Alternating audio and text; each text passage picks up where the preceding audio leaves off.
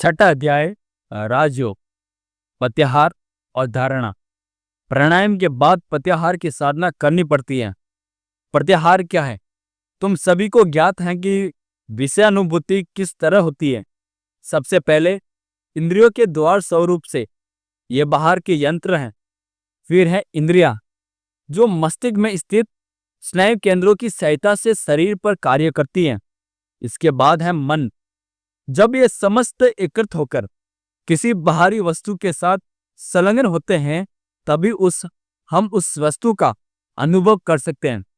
किंतु मन को एकाग्र करके केवल किसी एक ही इंद्रिय से संयुक्त कर रखना बहुत कठिन है, क्योंकि मन विषयों का दास है। हम संसार में स्वतंत्र देखते हैं कि सभी यह शिक्षा दे रहे हैं कि अच्छे बनो, अच्छे बनो, अच्छे बनो। संसार में शायद किसी देश में ऐसा बालक नहीं पैदा हुआ जिसे मिथ्या भाषण न करने, चोरी न करने आदि की शिक्षा नहीं मिली, परंतु कोई उसे यह शिक्षा नहीं देता कि वह इन अशुभ कर्मों से किस प्रकार बचे। केवल बात करने से काम नहीं बनता, वह चोर क्यों न बने।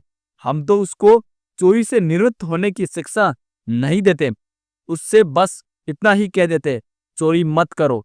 यदि उसे मन संयम का उपाय सिखाया जाए तभी वह यथार्थ में शिक्षा प्राप्त कर सकता है, और वही उसकी सच्ची सहायता और उपकार है।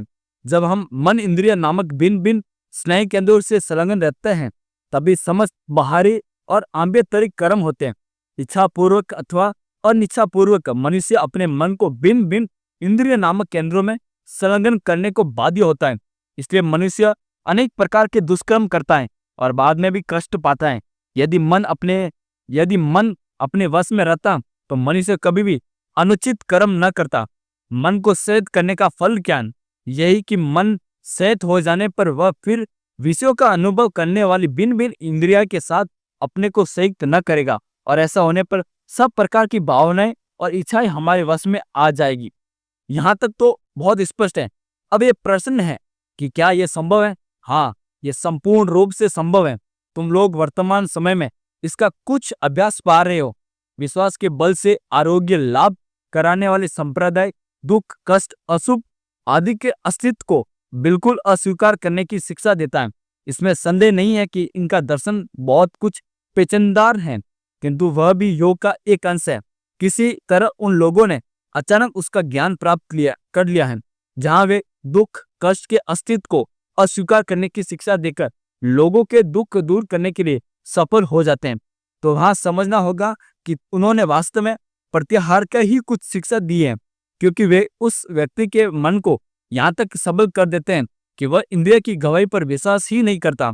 सम्मोहनकारी व्यक्ति इसी प्रकार सम्मोहक संकेत द्वारा कुछ देर के लिए अपने सम्मोहित व्यक्ति को एक प्रकार से अस्वाभाविक प्रत्याहार से उद्दीप्त करते हैं, जिसे साधारण सम्मोहक संकेत कहते हैं। वह केवल कमजोर मन पर ही अपना प्रभाव फैला सकता है। सम्मोहनकारी जब तक स्थिति दृष्टि अथवा अन्य किसी उपाय द्वारा अपने सम्मोहित व्यक्ति के मन को निष्क्रिय, जड़ तुल्य, अस्वाभाविक अवस्था में नहीं ले जा सकता, तब तक वह चाहे जो कुछ सोचने, सुनने या देखने का आदेश दे, उसका कोई लाभ न होगा। सम्मोहनकारी या विश्वास के बल से आरोग्य करने वाले थोड़े समय के लिए तो जो अपने सम्मोहित व्यक्तियों के शरीरस्थ स्नायु केंद्र इंद्रिय को वशीभूत कर लेते हैं, वह अत्यंत निंदनीय कर्म है, क्योंकि वह उसको अंत में सर्वनाश के रास्ते पर ही ले जाता है। जहाँ कोई अपनी इच्छा शक्ति के बल से अपने मस्तिष्क स्थित केंद्रों का संयम तो है नहीं, यह तो दूसरों की इच्छा शक्ति के एक प्रबल आघात से सम्मोहित व्यक्ति के मन को कुछ समय के लिए मानो जड़कर रखना है। वह लगाम और बाहुबल की सहायता से गाड़ी खींचने वाले उच्छल घोड़े की उन्मत्त गति को सीमित करना नहीं है, वरन वह दूसरों के उन अवसरों को तीव्र आघात करने को कह रहा है जो उनको कुछ समय के लिए चुप रखना है। उस व्यक्ति की यह प्रक्रिया जितनी ही की जाती है उतना ही वह अपने मन की शक्ति क्रमश खोने लगता है, और अंत में मन को पूर्ण रूप से जीतना तो दूर, उसका मन पर बिल्कुल शक्तिहीन और विचित्र जड़ पिंड हो जाता है, और पागल खाने में उसकी तरम गति ठहरती है।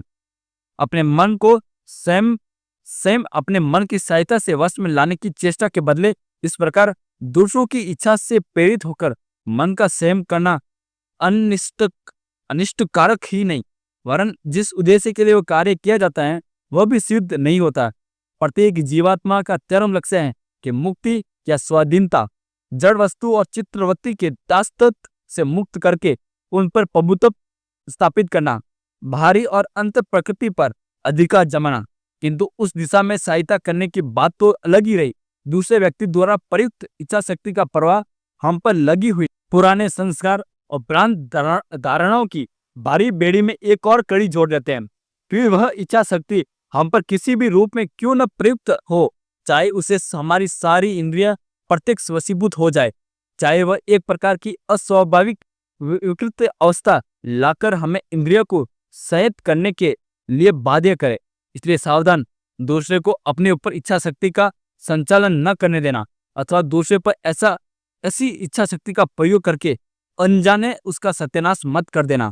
यह सत्य है कि कोई कोई लोग कुछ व्यक्तियों की प्रवृत्ति का मोड़ फेरकर कुछ दिनों के लिए उनका कल्याण करने के लिए सफल होते हैं, परंतु साथ ही वे दूसरे पर इस सम्मोहन शक्ति का प्रयोग करके बिना जाने लाखों नर नारियों को एक प्रकार से विकृत जड़ अवस्थापन कर डालते हैं, जिसके परिणाम स्वरूप उन सम्मोहित व्यक्तियों की आत्मा का अस्तित्व तक मान लुप्त हो जाता है।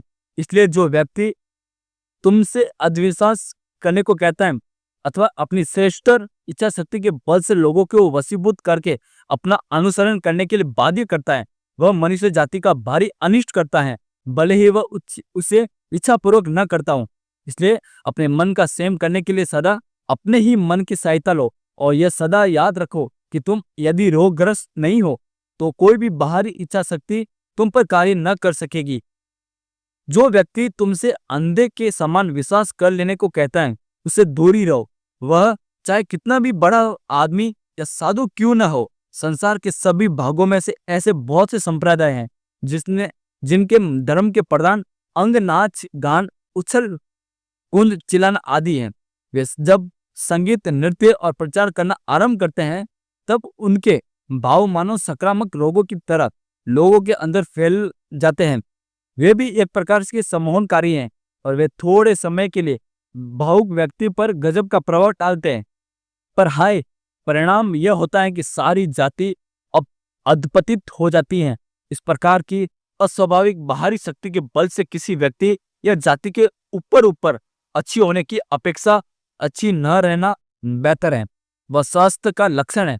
इन धर्मोन्मत्त व्यक्तियों का उद्देश्य अच्छा भले ही हो, परंतु इनको किसी उत्तरदायित्व का ज्ञान नहीं। इन लोगों द्वारा मनुष्य का जितना अनिष्ट होता है उसका विचार करते ही हृदय स्तंभित हो जाता है।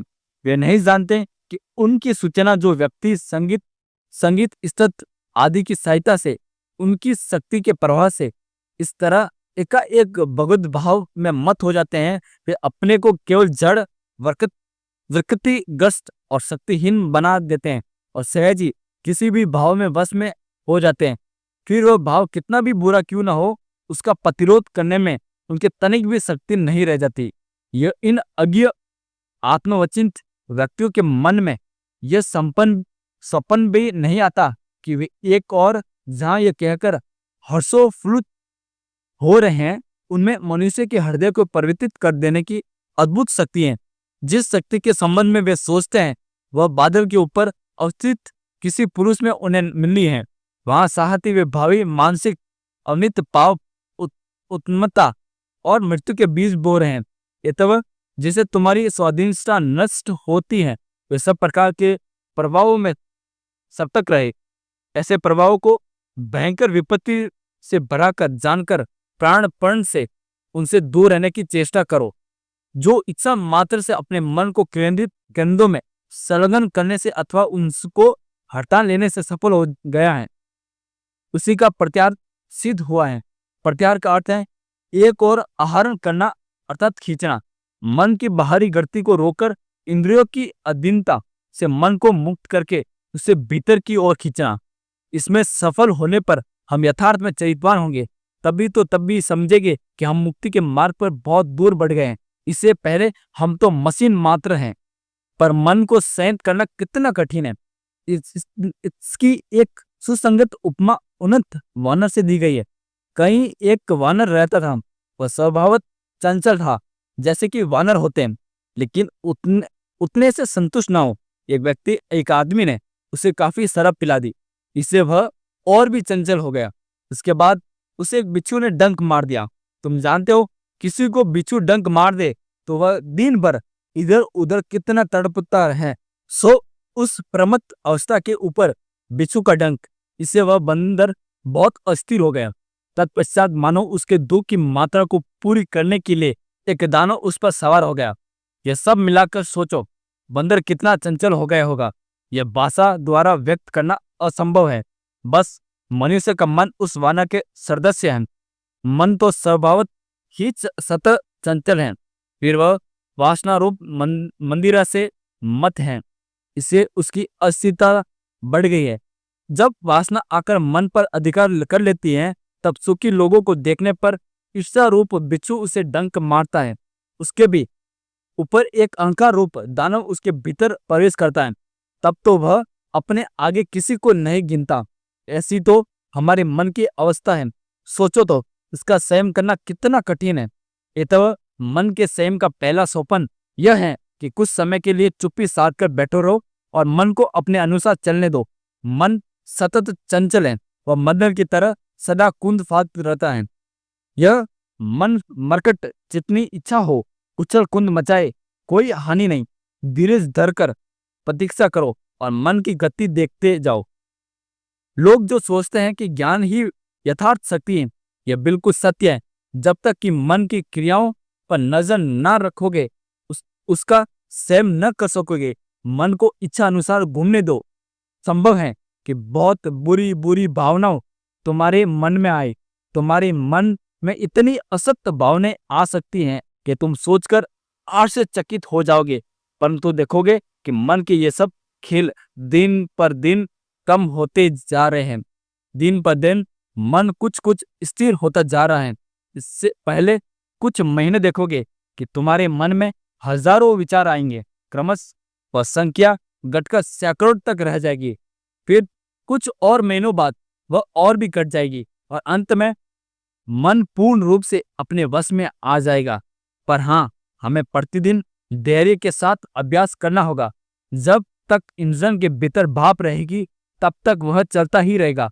जब तक विषय हमारे सामने है, तब तक हम उन्हें देखेंगे। अतः मनुष्य को यह प्रमाणित करने के लिए वह इंजन की तरह एक मशीन मात्र नहीं, यह दिखाना आवश्यक है कि वह किसी के अधीन नहीं। इस प्रकार मन का संयम करना और उसे विभिन्न इंद्रियों के साथ संयुक्त न होने देना ही प्रत्याहार है। इसके अभ्यास का क्या उपाय है? यह एक दो दिन का काम नहीं, बहुत दिनों तक लगातार इसका अभ्यास करना होगा। धीरज धरकर लगातार बहुत वर्षों तक अभ्यास करने तक कहीं इस विषय में सफलता मिल पाती है। कुछ काल तक प्रत्याहार की साधना करने के बाद उसके बाद की साधना अर्थात धारणा का अभ्यास करने का प्रयत्न करना होगा। धारणा का अर्थ है कि मन को देह के भीतर या उसके बाहर किसी स्थान विशेष में धारण या स्थापन करना। मन को स्थान विशेष में धारण करने का अर्थ क्या है? इसका अर्थ यह है कि मन को शरीर के अन्य सब स्थानों से अलग करके किसी एक विशेष अंश के अनुभव के बल रूप लगाए रखना। मान लो मैंने मन को हाथ में धारण किया, तब शरीर के अन्य अवयव विचार के विषय के बाहर हो जाए। जब चित्त अर्थात मनोवृत्ति किसी निर्दिष्ट स्थान में आबद्ध होती है, तब उसे धारणा कहते हैं। यह धारणा अनेक प्रकार की है। इस धारणा में अभ्यास के समय किसी कल्पना की सहज सहायता लेने पर काम अच्छा सध्या है। मान लो हृदय में एक बिंदु में मन को धारण करना है, इसे कार्य में परिणित करना बहुत कठिन है। अतः सहज उपाय यह है कि हृदय में एक पदम की भावना करो और कल्पना करो कि वह ज्योति से पूर्ण है। चारों ओर उस ज्योति की आभा बिखर रही है। उसी जगह मन की धारण करो, अथवा मस्तिष्क में स्थित सहस्त्रदल कमल को, अथवा पूर्वोक्त सुषुम्ना में स्थित विभिन्न चक्रों को ज्योतिर्मय रूप से सोचो। योगी के लिए नियमित अभ्यास आवश्यक है। योगी को अकेले रहने का प्रयत्न करना होगा। विभिन्न प्रकार के मनुष्यों के साथ रहने से चित्त विक्षिप्त हो जाते हैं और उनका अधिक बातचीत करना उचित नहीं। अधिक बातचीत करने में मन चंचल हो जाता है। अधिक काम करना भी अच्छा नहीं, क्योंकि इससे भी मन डावाडोल रहता है। सारे दिन की कड़ी मेहनत के बाद मन का संयम नहीं हो सकता। जो उपयुक्त नियमों के अनुसार चलते हैं वे ही योगी हो सकते हैं। योगी की ऐसी अद्भुत शक्ति है कि वह बहुत थोड़ी मात्रा में ही उसका अभ्यास करने में बहुत अधिक फल प्राप्त होता है। इससे किसी का अनिष्ट नहीं होता, वरन इससे सबका उपकार ही होता है। पहले तो स्नायुविक उत्तेजना शांत हो जाएगी, मन शांत भाव धारण करेगा और समस्त विषयों का अत्यंत स्पष्ट रूप से देखने और समझने की शक्ति आएगी। मिजाज अच्छा रहेगा, स्वास्थ्य भी क्रमश उत्तम हो जाएगा। योगाभ्यास करने पर जो चिन्ह योगियों में प्रकट होते हैं, देह की स्वस्थता उसमें प्रथम है। स्वर भी मधुर हो जाएगा। संवत ईश्वर में जो कुछ दोष हैं सब निकल जाएगा और भी अनेक प्रकार के चिन्ह प्रकट होंगे, पर ये ही प्रथम है। जो बहुत अधिक साधना करते हैं उनमें और भी दूसरे लक्षण प्रकट होते हैं। कभी कभी घंटा ध्वनि की तरह की ध्वनि सुन पड़ेगी, मानो दूर बहुत से घंटे बज रहे हैं और वे सारी ध्वनि मिलकर कानों में लगातार आघात कर रही हैं। कभी कभी देखोगे आलोक के छोटे छोटे कण हवा में तैर रहे हैं और क्रमश कुछ कुछ बड़े होते जा रहे हैं। जब ये लक्षण प्रकट होंगे तब समझना कि तुम ध्रुव के साधना में उन्नति कर रहे हो। जो योगी होने की इच्छा रखते हैं और कठोर अभ्यास करते हैं, उन्हें पहली अवस्था में आहार के संबंध में कुछ विशेष सावधानी रखनी होगी। जो शीघ्र उन्नति करने की इच्छा रखते हैं वे यदि तो कुछ महीने केवल दूध और अन्न आदि निरामिष भोजन पर रह सके तो उन्हें साधना में बड़ी सहायता मिलेगी। किंतु जो लोग दूसरे दैनिक कामों में मात्र थोड़ा बहुत अभ्यास करना चाहते हैं, उनके लिए अधिक भोजन न करने से ही काम बन जाएगा। उन्हें खाद्य के संबंध में उतना विचार करने की आवश्यकता नहीं। वे जो इच्छा हो वही खा सकते हैं। जो कठोर अभ्यास करके शीघ्र उन्नति करना चाहते हैं उन्हें आहार के संबंध में विशेष सावधानी रहना चाहिए। यह यंत्र धीरे धीरे जितना ही सूक्ष्म होता जाता है उतना ही तुम देखोगे कि एक सामान्य अनियम से भी तुम अपना संतुलन खो बैठते हो। जब तक कि मन पर संपूर्ण अधिकार नहीं हो जाता तब तक आहार में एक पास की अल्पता या अधिकता संपूर्ण देह यंत्र को बिल्कुल अप्रतिष्ठित कर देगी। मन के पूर्ण रूप से अपने वश में लाने के बाद जो इच्छा हो खाया जा सकता है। ये मन को एकाग्र करना आरंभ करने से देखोगे कि एक सामान्य पिन गिरने से ही ऐसा मालूम होगा कि तुम्हारे मस्तिष्क में वज्र पार हो गया। इंद्रिय यंत्र जितने सूक्ष्म होते हैं, अनुभूति भी उतनी ही सूक्ष्म होती जाती है। इन्हीं अब अवस्थाओं में से होते हुए हमें क्रमश अग्रसर होना होगा। और जो लोग अध्यवसाय के साथ अंत तक लगे रह सकते हैं वही कृत कार्य में होंगे। जब प्रकार के तर्क और चित्त में विशेष उत्पन्न करने की बातों को दूर करने देना होगा। शुक्र और निरर्थक तर्क पूर्ण प्रलाप से क्या होगा? यह केवल मन के साम्य भाव को नष्ट करके उसे चंचल भर कर देता है। इन सब तत्वों के उपलब्धि की जानी चाहिए। केवल बातों से क्या होगा? ये तो सब प्रकार की बकवास छोड़ दो। तुम्हारे प्रत्यक्ष अनुभव क्या है? केवल उन्हीं के लिखे ग्रंथ पढ़ो। शक्ति के समान बनो।